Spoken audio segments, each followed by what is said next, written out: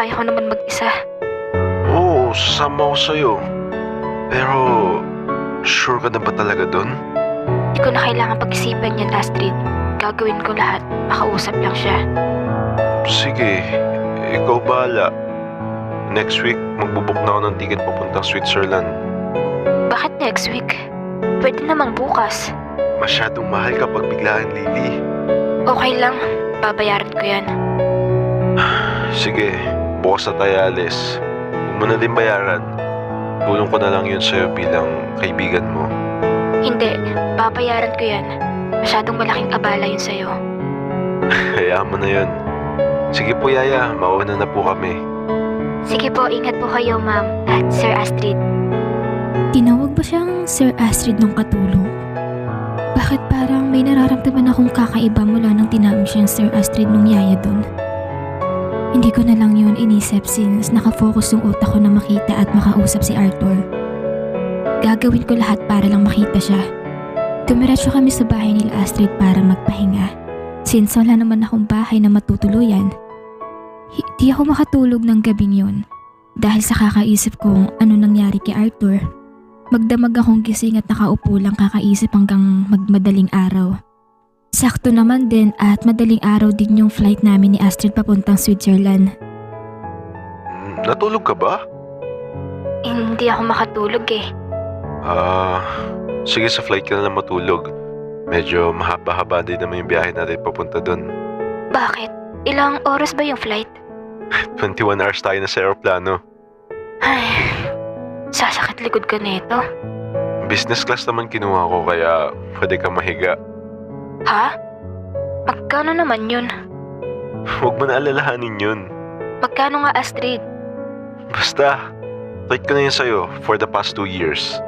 Ano nga, Astrid? Mga nasa 80K? 8K 8K? Ba't parang ang mura naman? US dollars. Ha? Magkano yun? Let's say nasa 450K-ish. Ano? Halos kalahating milyon ginastos mo sa flight natin? Ang isa. Anong ang isa? 450K ang isa. So, 900K ginastos mo sa flight natin? Oo. Parang may matay ata ako ah. Sabi ko kasi sa'yo, huwag mo na tanungin eh. Okay lang naman yun. Hindi ko alam kung mababayaran ko yun, Astrid. Treat ko na nga sa'yo yun. Since wala ka ng 2 years. Salamat, Astrid. Hindi ko natatanggi yun kasi alam kong hindi ko kaya bayaran yun. Ano ka ba? Malakas ka kaya sa akin. Thank you. Ay wait, may naalala ko. Ano yun? Asan yung phone ko or yung mga gamit ko? Nung na-aksidente ka kasi, lahat ng gamit mo tinabi ni Arthur pero hindi ko na alam kung nasaan. Pero wait. Okay lang. Naalala ko naman yung number niya. Ang number niya? Di ba 2 years kang na-comatose? Paano mo naalala number niya? Tuwing uuwi kasi ako galing school, tinatawagan ko siya para malaman kung nandun pa ba yung driver sa school. Pero ako ng phone mo. Ayaw mo bang in person mo na lang siya kausapin? Baka babaan ka lang niya pag sa phone mo siya kinausap. Pero ako ng phone mo.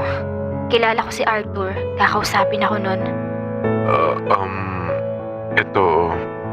Kinakabahang inabot sa akin ni Astrid yung phone niya. Buti na lang naalala ko yung number ni Arthur. Tinayal ko yung number niya at nagulat kami parehas nung nag-ring yun. Hello? Arthur? Hello? Sino po sila?